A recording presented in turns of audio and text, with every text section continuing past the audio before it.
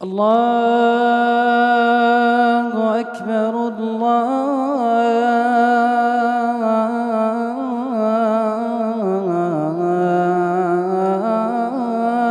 أكبر الله أكبر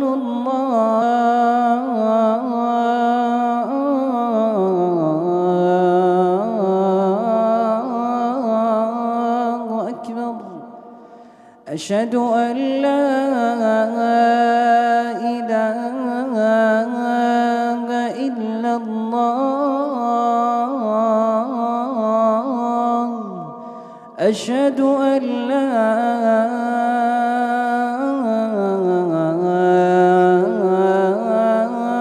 إله إلا الله أشهد أن محمد رسول الله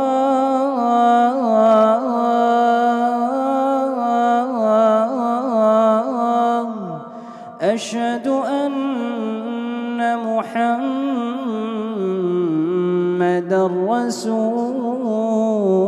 رسول الله حي على الصلاة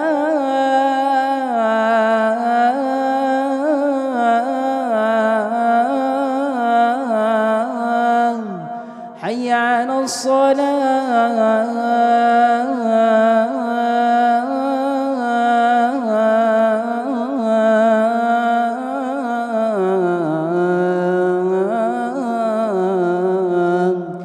حي على الفلاح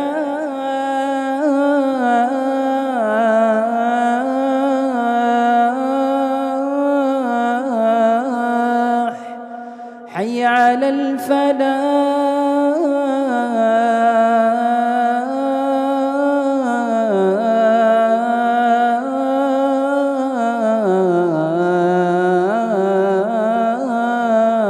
الفلاح الله أكبر الله أكبر لا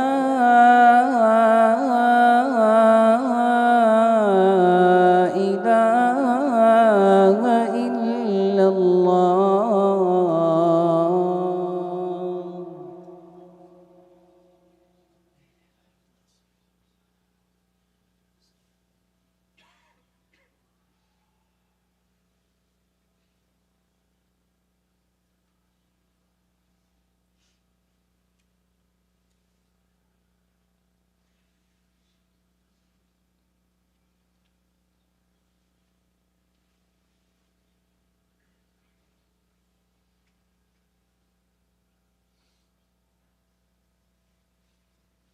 إن الحمد لله نحمده ونستعينه ونستغفره ونستهديه ونعوذ بالله من شرور أنفسنا ومن سيئات أعمالنا من يهده الله تعالى فلا مضل له ومن يضلله فلا هادي له وأشهد أن لا إله إلا الله وحده لا شريك له وأن محمدا عبده ورسوله يا أيها الذين آمنوا اتقوا الله حق تقاته ولا تموتن إلا وأنتم مسلمون يا أيها الناس اتقوا ربكم الذي خلقكم من نفس واحدة وخلق منها زوجها وبث منهما رجالا كثيرا ونساء واتقوا الله الذي تساءلون به والأرحام إن الله كان عليكم رقيبا يا أيها الذين آمنوا اتقوا الله وقولوا قولا سديدا يصلح لكم أعمالكم ويغفر لكم ذنوبكم ومن يطع الله ورسوله فقد فاز فوزا عظيما أما بعد فإن أصدق الحديث كتاب الله وأحسن الهدي هدي محمد صلى الله عليه وسلم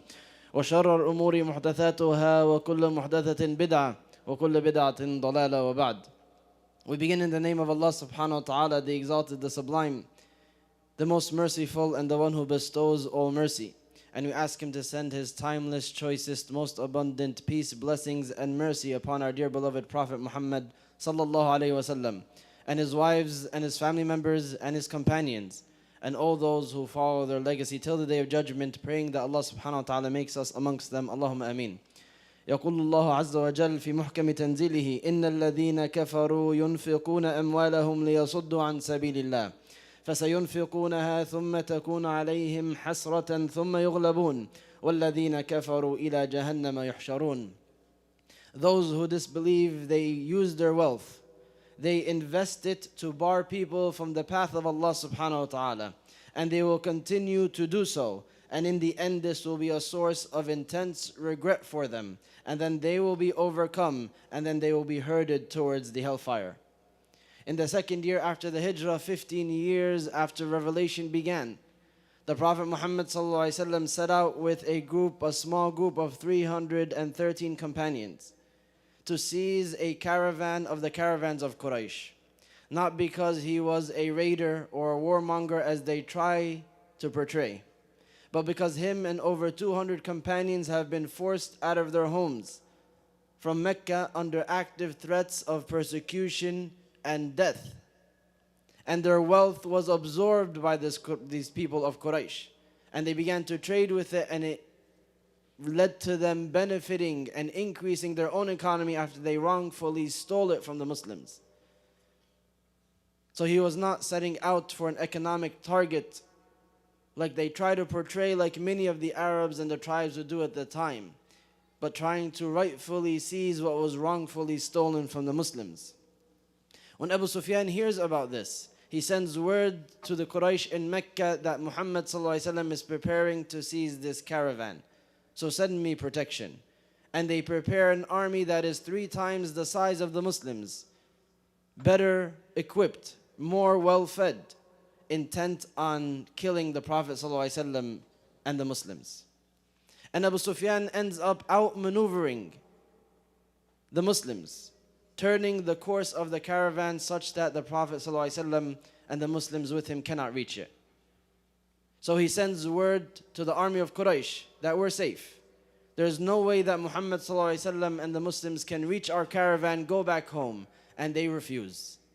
They say, we've been prepared to decimate Islam and the Muslims, and we will not go back home until we see blood. At the very least, we will come close to Medina and eat and drink and party as a show of force to humiliate the Muslims. And they set out to do so, and as we know in the Battle of Badr, they are decimated. And many of their leaders, the greatest of them, Abu Jahl, is killed. And they go back home with their tails between their legs.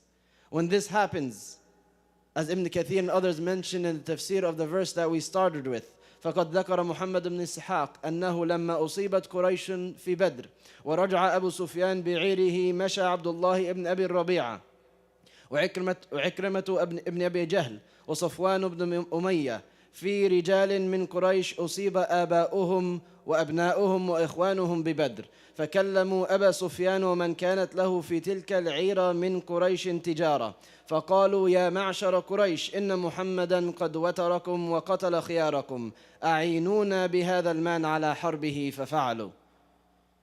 They go back now to Mecca seething with rage, and they go around to everyone who lost family members and everyone who stood to benefit from the trade of this caravan, who was making money. And they said, we cannot stand still, we cannot remain silent, we cannot not have a response to what Muhammad ﷺ has done to us.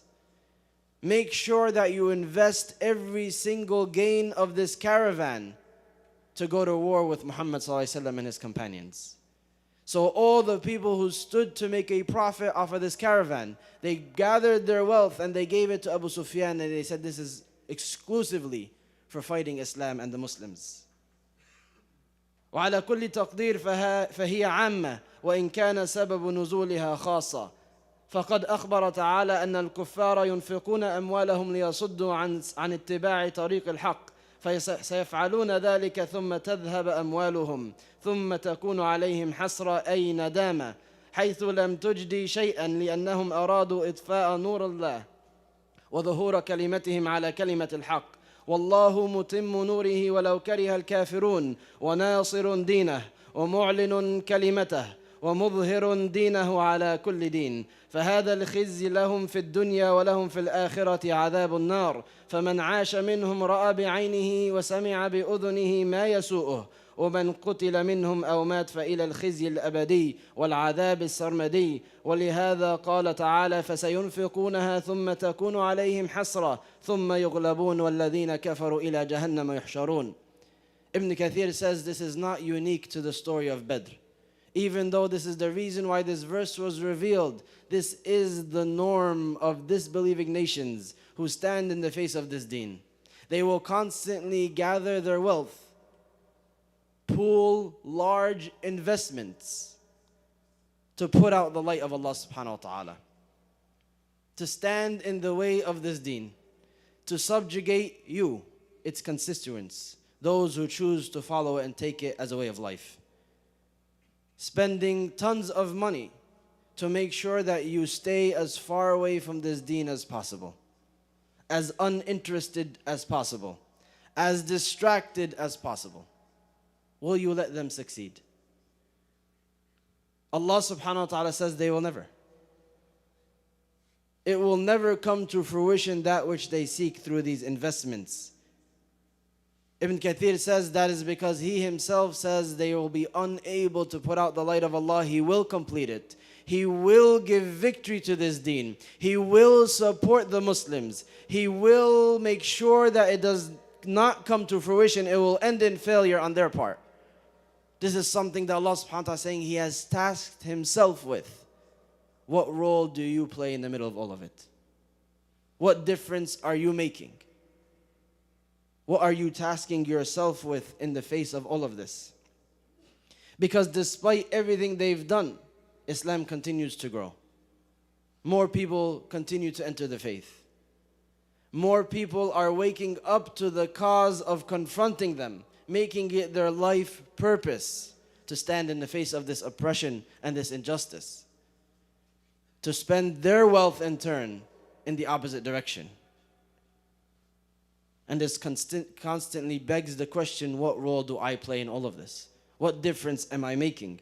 Allah subhanahu wa ta'ala says He allows this to occur لِيَمِيزَ الْخَبِيثَ مِنَ الطَّيِّبِ, so that He can filter between the wicked and the good.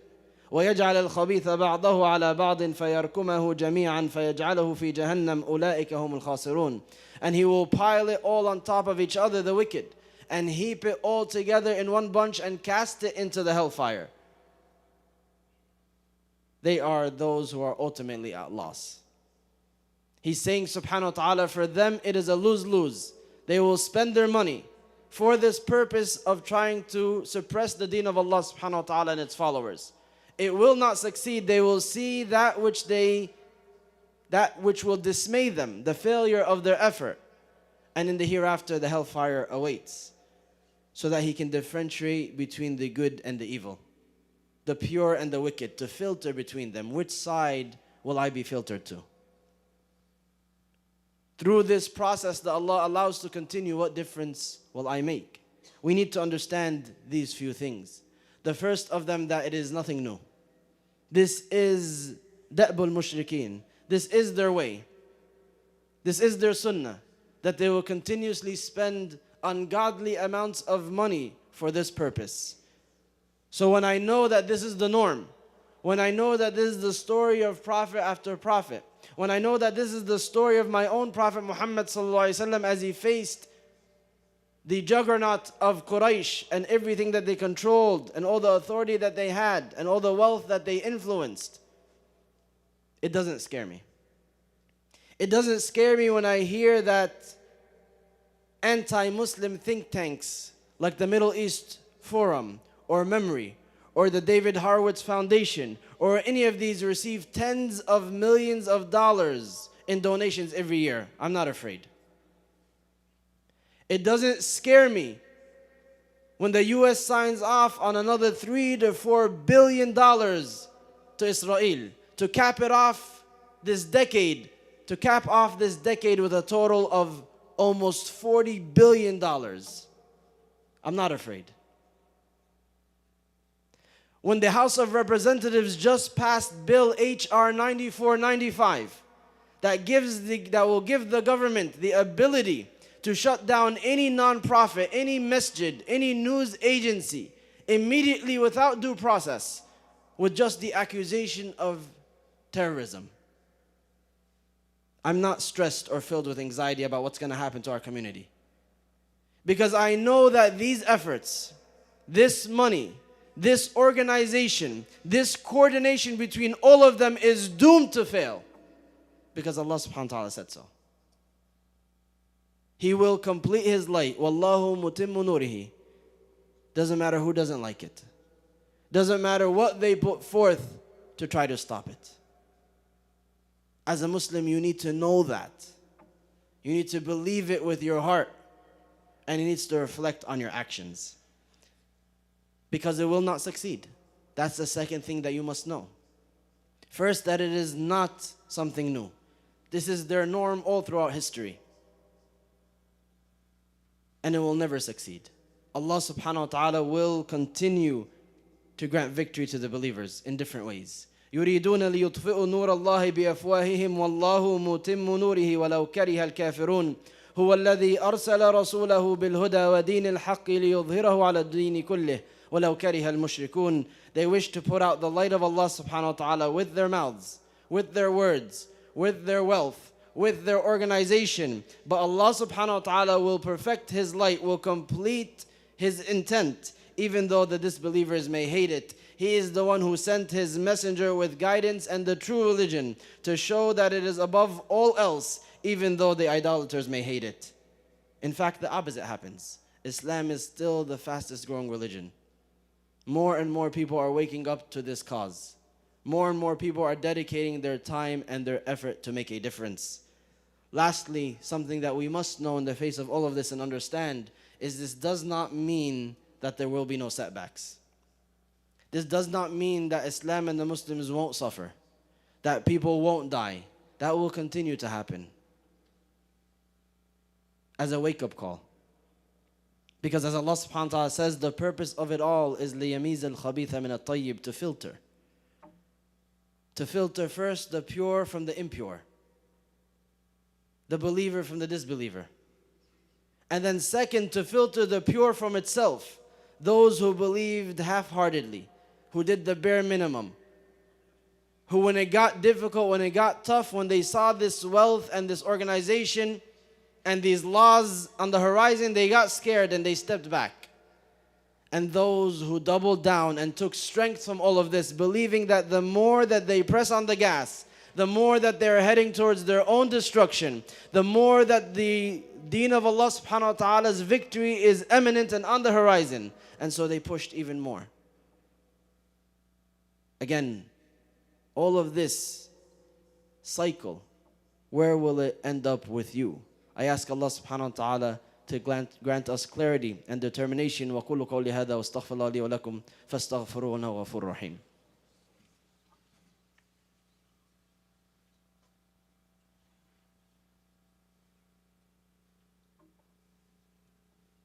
Bismillah, alhamdulillah, wassalatu wassalamu ala Rasulullah sallallahu alayhi wa sallam, wa ba'd. My dear brothers and sisters in Islam, where do you stand in all of this? 4 things that you must do, that they are not optional.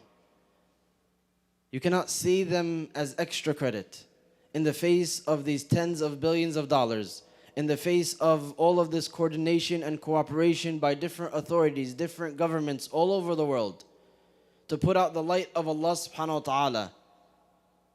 This is your homework. The first is to be well acquainted with your own tradition so that you can see the patterns, so that you don't melt in fear like butter when you see these coalitions and you hear these numbers, so that you can teach it to your children that it is their job to carry the baton, to continue to confront this as a purpose of their life. And you won't get that without the stories of the prophets. You won't get that without an in-depth knowledge and an intimate analysis of the seerah of our beloved Prophet ﷺ. You won't get that with a complete blank when it comes to 1400 years of this ummah's history, facing unsurmountable odds, facing much greater organization, much greater preparation. This is the story of this ummah. And it always succeeds. It always continues, and it never dies. If you don't have that wealth of information ready at your fingertips, ready at the forefront of your mind to bring it up every time you feel a moment's fear or anxiety or worry or hesitation, to share it with your family members when they come to you in fear hearing this noise, then you're a sitting duck. The second thing that you must do, they are spending tens of billions of dollars in this direction for this purpose. What are you spending the other way? Allah subhanahu wa ta'ala mentions in the same surah where He says that their spending, their investments will fail. He begins the surah by mentioning the Muslims' own spending for the sake of Allah subhanahu wa ta'ala. And this community, may Allah subhanahu wa ta'ala bless it and increase it, showed up in great numbers for the fundraiser. But we can never pat ourselves on the back. It's never enough. They're spending tens of billions of dollars for this purpose. They're organizing across different spectrums of ideology, politically, socially, religiously. The least that we can do is try our absolute best to spend in the other way. To make sure that the Muslim Ummah, every single endeavor, every single organization, every single masjid has a share of my wealth because it's facing this spending in the other direction. It's my duty to do so as soon as I have the ability. The third thing is you must contact your senator. Email them, call them. Every single member of your family, a separate email, a separate phone call. Contact your senator and say, I demand that when this bill HR 9495, it has already passed the House of Representatives, and the next step is that it must pass the Senate. And once it passes the Senate, it becomes a law. So I demand that when it comes on your floor in the Senate that you oppose it, you vote no. Bill HR 9495 will give the government the right to shut down any non-profit immediately without any proceedings. And it's already halfway there.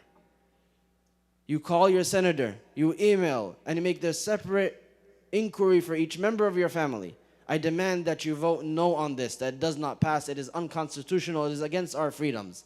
The least that you can do to promote and protect the da'wah in your country that you and your family and your descendants will desperately need. The last thing is to be aware of a very important fact, and that is Allah subhanahu wa ta'ala promised His deen will be victorious. He promised that He will support the Muslims in general, not specifically me or you. Me and you are dispensable. In the midst of all of this, in these investments, in this psychological and physical warfare, we may falter, we may break, and that should terrify you. Because He promised that He will protect His deen as a whole, that in the end it will be victorious, but there will be many who fall along the way. It is not a personal promise to me or you. What are you doing? What are you learning? What are you investing in? How are you pleading with Him through the purpose of your life to make sure that you end up on the right side of things? I ask Allah subhanahu wa ta'ala to protect us and our families and all Muslims. I ask Allah subhanahu wa ta'ala to allow this ummah to return to its glory upon His guidance. I ask Allah subhanahu wa ta'ala to forgive our shortcomings and any other self-imposed obstacles that we place in our own way towards progression towards Him. Allahumma aghfir lil mu'mineen wal mu'minat wal muslimin wal muslimat. اللهم أرنا الحق حقا وارزقنا اتباعه وأرنا الباطل باطلا وارزقنا اجتنابه ربنا آتنا في الدنيا حسنة وفي الآخرة حسنة وقنا عذاب النار ربنا لا تزغ قلوبنا بعد إذ هديتنا وهب لنا من لدنك رحمة إنك أنت الوهاب ربنا هب لنا من أزواجنا وذرياتنا قرة أعين واجعلنا للمتقين إماما. Very quickly before we give the Iqamah, our center is proud to partner with In Pairs, a new service that is aimed, a matrimonial service that is aimed at facilitating marriage in our communities in a strictly halal fashion. It's not one of those apps or those sites where people go after profile scrolling, but it has a very limited exposure and a controlled, coordinated fashion with this masjid, specifically aimed at helping our youth get married again and find a spouse in a halal fashion. You will receive a card, you will receive a flyer. Look into it, sign up. Inshallah, the launch will be next week. We also have continuing programming our students Jum'ah at 3:45 for those who are strictly unable to catch the main Jama'ah. Until they're able to do so, we facilitate it with this student Jum'ah at 3:45. We have the Sisters program continuing every Friday. Sabiqun Sisters, Women in Islam, on the 3rd floor at 6 p.m. for ages 14 plus. The Youth Halaqah for brothers and sisters at 7:30 here. And then inshallah, we also have the brothers basketball tournament 4 versus 4 at the Sheepshead Bay Indoor Gym this Saturday on the 23rd. You can register your teams. Join us in all these initiatives, all this progression. And don't forget that all of this is at stake if the bill passes in the Senate, but we trust that Allah subhanahu wa ta'ala will protect this ummah, protect this community, and protect its initiatives, but we have to do our part. I ask Allah subhanahu wa ta'ala to grant victory to Islam and the Muslims. Wa sallallahu wa barak ala Sayyidina Muhammad wa sahbihi wa sallam. Aqim as-salah.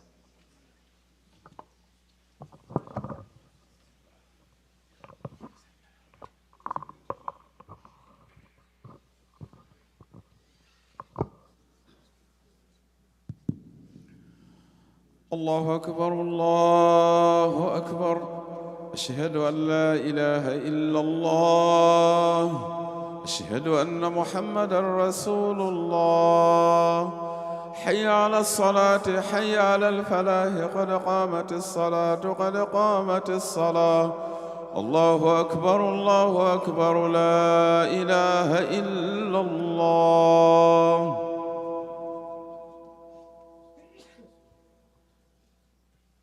لا إله إلا الله استووا استقيموا واعتدلوا الله أكبر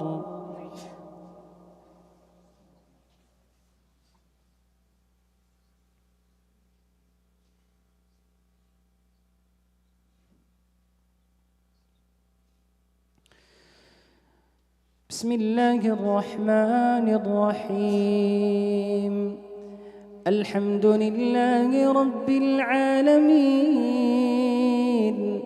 الرحمن الرحيم مالك يوم الدين إياك نعبد وإياك نستعين اهدنا الصراط المستقيم صراط الذين أنعمت عليهم غير المغضوب عليهم ولا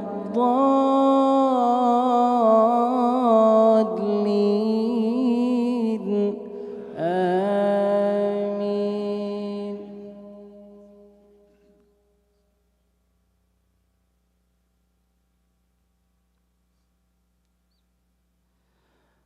هو الله الذي لا إله إلا هو عالم الغيب والشهادة هو الرحمن الرحيم هو الله الذي لا إله إلا هو الملك القدوس السلام المؤمن المهيمن العزيز الجبار المتكبر سبحان الله عما يشركون هو الله الخالق البارئ المصور له الأسماء الحسنى يسبح له ما في السماوات والأرض وهو العزيز الحكيم الله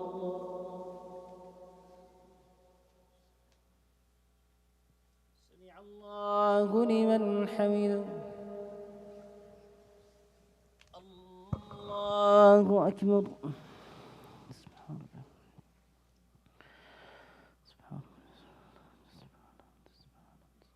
الله الله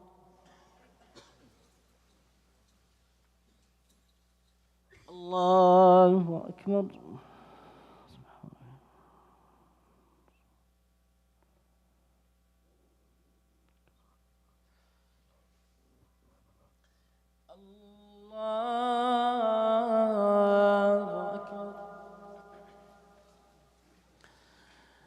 بسم الله الرحمن الرحيم الحمد لله رب العالمين الرحمن الرحيم مالك يوم الدين إياك نعبد وإياك نستعين اهدنا الصراط المستقيم صراط الذين أنعمت عليهم غير المغضوب عليهم ولا الضالين آمين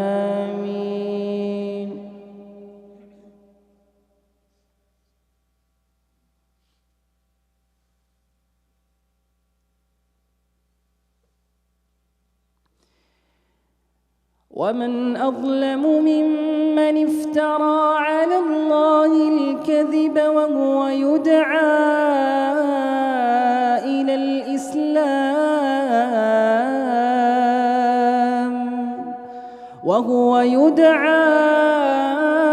إلى الإسلام والله لا يهدي القوم الظالمين يريدون ليطفئوا نور الله بأفواههم والله متم نوره ولو كره المشركون هو الذي أرسل رسوله بالهدى ودين الحق ليظهره على الدين كله ولو كره الكافرون. الله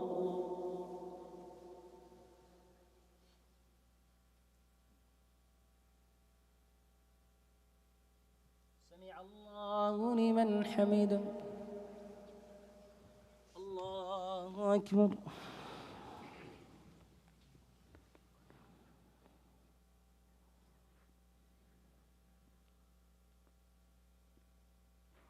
الله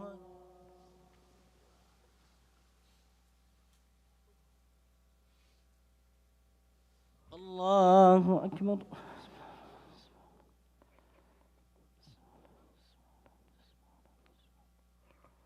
الله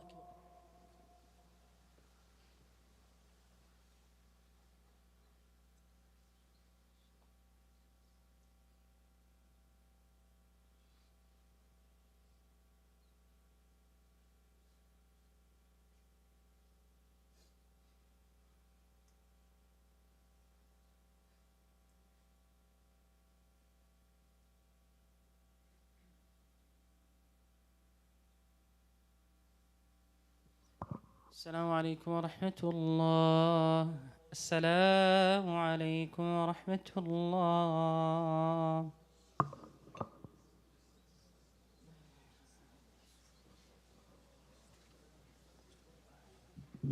Assalamu alaikum wa rahmatullah.